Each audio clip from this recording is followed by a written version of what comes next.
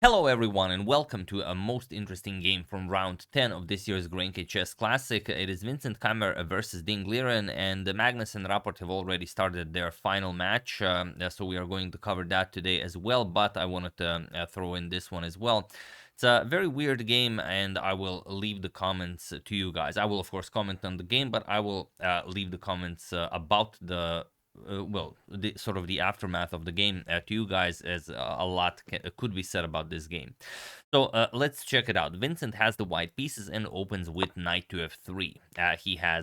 He opens up with the Reti. We have pawn to d5, pawn to g3, knight to f6, and bishop to g2. So the King's Indian attack, or the King's Fianchetto opening, pawn to g6, and now pawn to c4. This is the sort of Yugoslav variation of the King's Indian attack. We have d captures on c4. Queen to a4 with check, knight f to d7, already an extremely rare variation, pawn to h4, and now there are some games where h6 was played, but here knight to c6, and it is now already as of move 6 that we have a completely new game. So okay, Vincent grabs the pawn on c4, we have bishop to g7, and knight to c3. Knight to b6 attacks the queen, queen b3, and pawn to h6. And here, pawn to d3. We have castles, and castles by Vincent as well. Pawn to e5, and now knight to e4. As f5 is impossible, the f pawn is pinned. We have pawn to a5, preparing to further kick away the white queen. So just bishop to d2 and bishop to g4. We have queen back to d1. If the knight moves, you want the e2 pawn nicely defended. Plus, also the queen is quite vulnerable on b2. And in the future, it might get in the way of you executing pawn to b4. That also could be very relevant. We have knight to d5. Just grabbing more space here. It's an excellent square for the knight.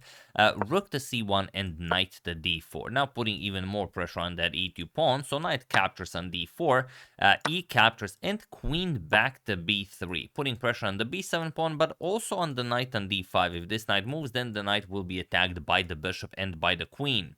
So pawn to c6 by Ding. Here, cleanest way to handle this position would be something like rook to b8, but then you run into knight to c5, putting more pressure on b7 and attacking the knight here, and only now pawn to c6. This is how you do it, because of course you're never really worried about knight captures on b7. The engine says you can play knight captures on b7, but then queen to d7, and all in all, it's a perfectly fine position for black. However, Ding reverses the move order. He plays pawn to c6 first, and now it's a little bit different. Vincent captures on b7, and now Ding should continue with rook to b8, but he played bishop captures on e2. And who wouldn't? You attack the rook, you will pick up the d3 pawn as well, you will get a passed d pawn. Looks great, but the way you should play this is rook b8, and after queen captures on c6, now capture on b2, and after, or let's say rook to c2, the most solid reply from white, you will trade, for example, captures, and now you might even indulge in capturing the pawn on e2, but after rook to e1, the d3 pawn is defended, you will move the bishop, and now something like queen c5, and yes, the material is equal, but it would seem that it's easier for the white queen to, and the white pieces to challenge the black pawns than it is for black pieces to challenge the white pawns. However, Ding went for bishop captures on e2 first, again, I guess reversing the move order, and now look at this. Rook f to e1, bishop captures on d3, and now knight to c5. The bishop on d3 is now hanging. We have rook to b8, attacking the white queen, queen captures on c6, and now just rook captures on b2. Here, Ding says, all right, you can capture on d5, I'm just going to capture on d2, and I mean, of course, this is perfectly fine. Yeah, rook captures on b2 again.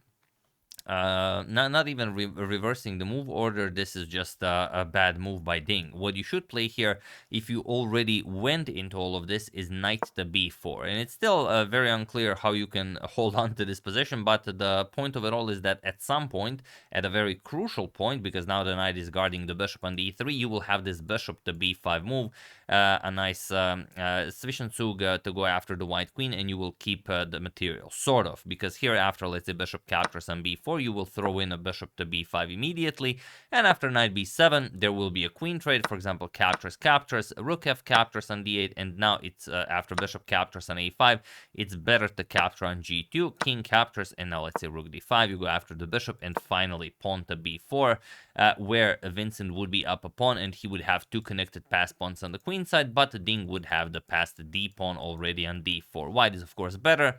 Whether it's enough, that is for the players who play the position to prove. But here Ding went for rook captures on b2, and now look at this. Bishop captures on d5, we have bishop to b5, attacking the queen, queen to b7. Very important, you need to defend the bishop, and also if the bishop moves, the rook on b2 would hang. So here, Ding goes d3, now the bishop defends the rook on b2, and now comes now comes knight to e6. A beautiful move by Vincent.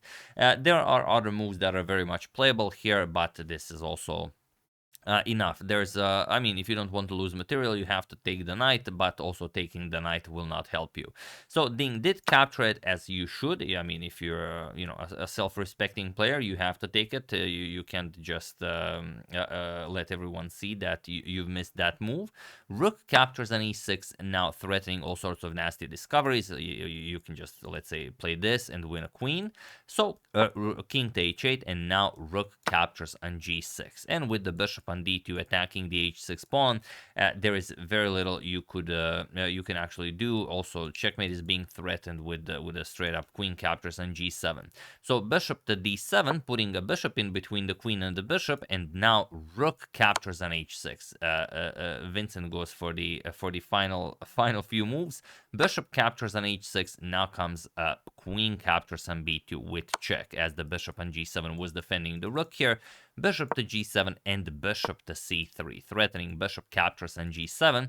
So bishop captures, queen captures, again with check. We have queen to f6, blocking check, and now just bishop to e4. And he was in this position on move 31 that Liren resigned the game, as there is nothing more to be done here. Of course, Vincent is up too much material, and he cannot avoid the queen trade. If he could, it'd be okay, but he can't.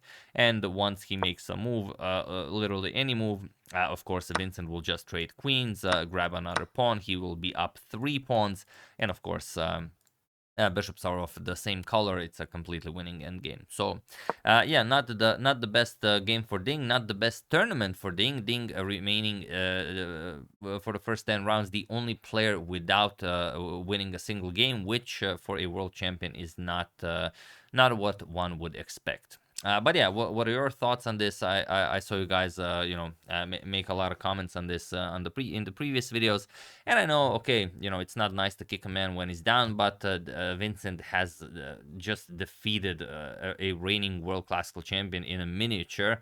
So of course we have to show that game, and it's okay, regardless of what is up with Ding. Why is he playing a bit suboptimal for him? I mean, this let's say he could be playing 2700 chess, but he's a 2800 player. But he did come here to play an elite event, and we will analyze, of course, all of the games as we would from any other player. But yeah, I mean, this is a huge victory for Vincent, so of course I will show it. So yeah, that's the game. Hope you guys enjoyed it. On to the finals between Magnus and Richard Rapport. Very much looking forward to those games. I would like to thank David Gatten, Joyful Chess Lover, Mr. Hoodie Guy, Andreas Rosenthal, and the Beaster Bunny for a contribution to my channel. Thank you a lot. I really appreciate it. As usual, you can check 2 of my previous videos here. Thank you all for watching, and I will see you soon, continuing to check up on your wonderful suggestions and whatever else happens in the chess world. So thank you all. I will see you soon, and have an excellent rest of your day.